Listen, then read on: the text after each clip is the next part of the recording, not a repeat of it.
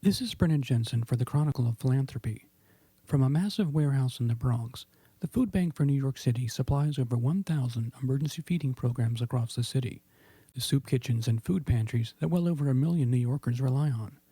The national recession and September's turmoil on Wall Street are increasing demand for the charity's services.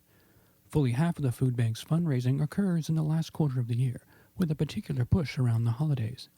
I visited the Food Bank for New York City in December to learn how they were responding to these economic times. We're losing major funders and potential major funders because those who are without work, who with the impact hit immediately, were those that were making big bucks at one time. And these were most likely contributors to charities throughout the city and the country. The extent of the unemployment and the impact that unemployment has in the city is very different. We've never seen anything like it. Through our direct mail appeal starting September, we saw a downturn. While we're seeing more people donate, we're seeing lower numbers, or they're donating, each individual is donating less.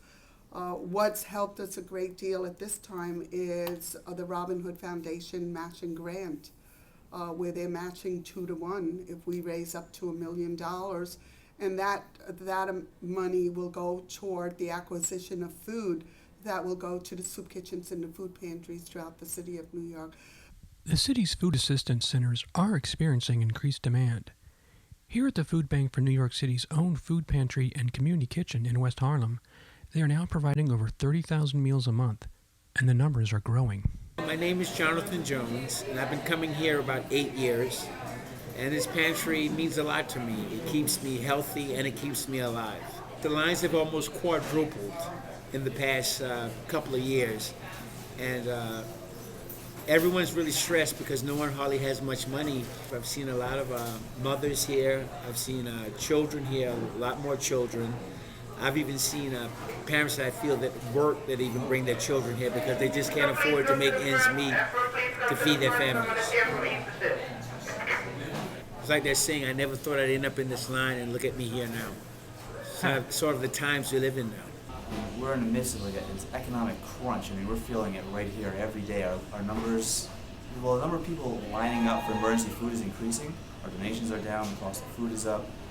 We're receiving budget cuts. It's a really difficult time for the Food Bank for New York City, and I think food banks and emergency feeding programs across the country. We have all our campaigns starting October through the end of December. This is a critical fundraising period for anti-hunger organizations. New Yorkers have always been generous, and we here are optimistic that it's going to continue that way. As orange is a color of hunger awareness, the Food Bank's annual holiday campaign is called NYC Goes Orange. Given the trying economic times, that campaign was extended from a single week in October to cover the entire holiday season. This allowed more time to blanket the city with orange signs and provide additional opportunities for individuals and businesses to partner with the Food Bank in raising money and awareness. The spire of the Empire State Building was lit orange to start the campaign, but the charity has also found less dramatic ways to reach out to donors. What we have done is really gathered our funders and reached out to new funders and done what we call a breakfast with Lucy or Food Bank on the issues, where we've had the opportunity, invited our closest partners to come in and speak to our executive director or our program staff and let them know let donors know what's happening on the ground. I think that's important to relay to donors, and that's been successful. We did one of those for our free tax preparation program, and that's generated interest from funders that wouldn't normally have thought of us. And it was twofold. The people that attended were informed, but also it gave us an opportunity for me to call all of our other donors to invite them.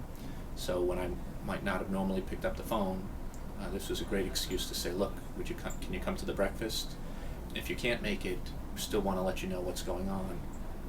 So we were proactive about it, and I think that's helped a lot. When individuals are choosing to make a charitable contribution, we want them to feel confident knowing that their gift is going to make the best difference for the most people. We always invite our donors to come and join us in any way they feel comfortable.